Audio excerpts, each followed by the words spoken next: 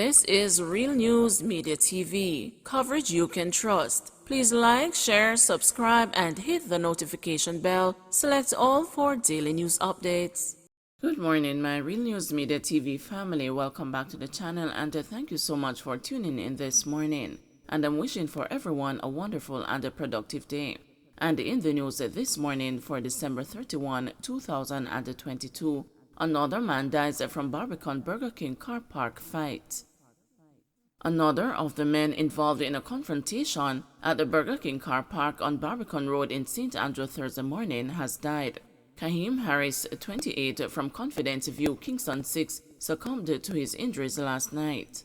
His friend Akeem Morgan, a 28-year-old carpenter from the same community, was pronounced dead when they were taken to the hospital on Thursday. The condition of the third injured man is said to be serious. A video of the incident has gone viral on social media. Police reported that around 6:50 a.m., Morgan, Harris, and another man were occupants of a black Toyota Noah using the Burger King drive-thru when an argument developed between them and the men in a gray Nissan Tiida. The men in the Nissan Tiida were joined by men in a white BMW, and the argument turned into a physical confrontation.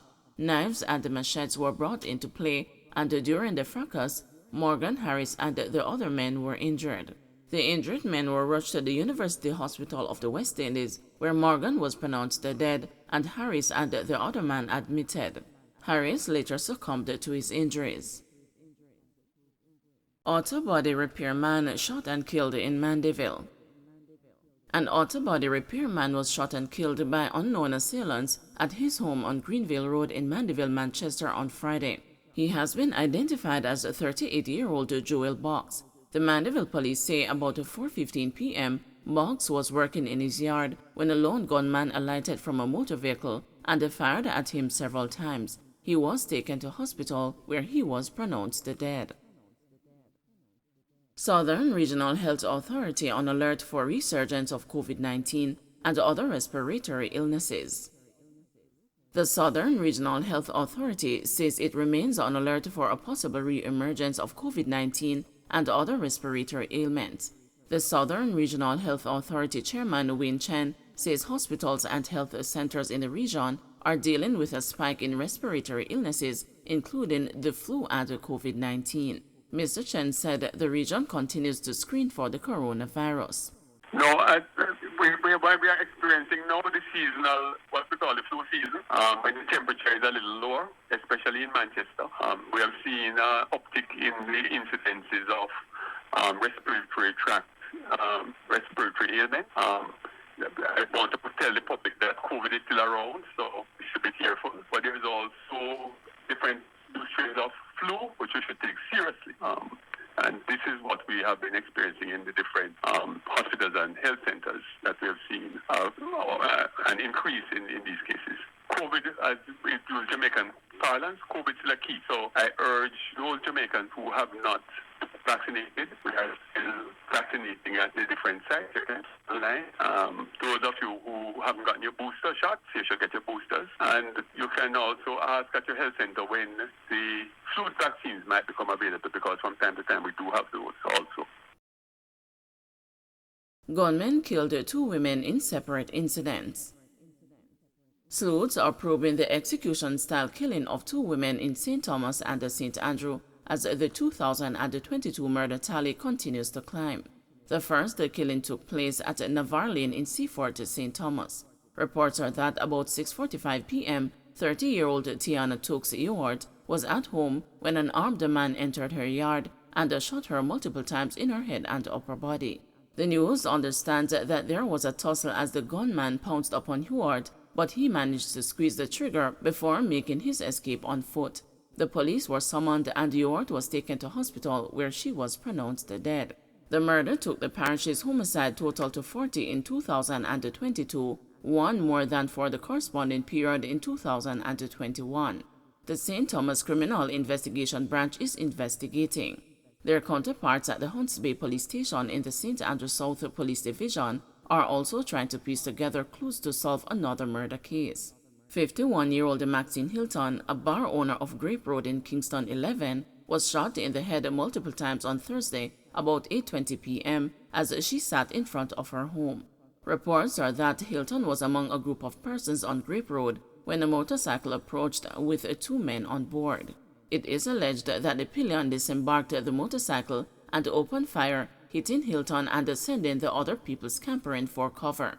The police were summoned and the woman was taken to the hospital where she was pronounced dead. As soon as investigators removed the police tapes from the scene, grieving family members began washing away the thick pools of blood at their gateway. A resident of the community lamented the brutal attack.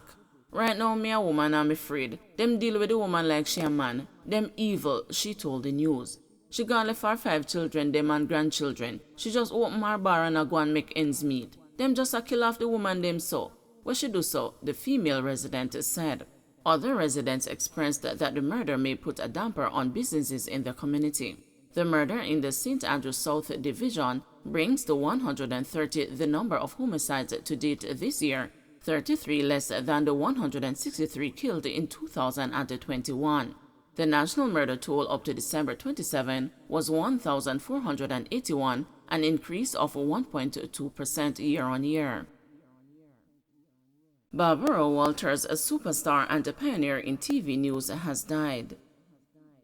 Barbara Walters, a pioneer as a TV News' first woman superstar, has died according to ABC News. She was 93. Her cause of death was not immediately known.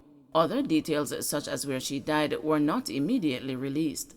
Walters made headlines in 1976 as the first female network news anchor with an unprecedented $1 million annual salary. During more than 3 decades at ABC and before that at NBC, Walters' exclusive interviews with the famous and the powerful brought her celebrity status that ranked with theirs.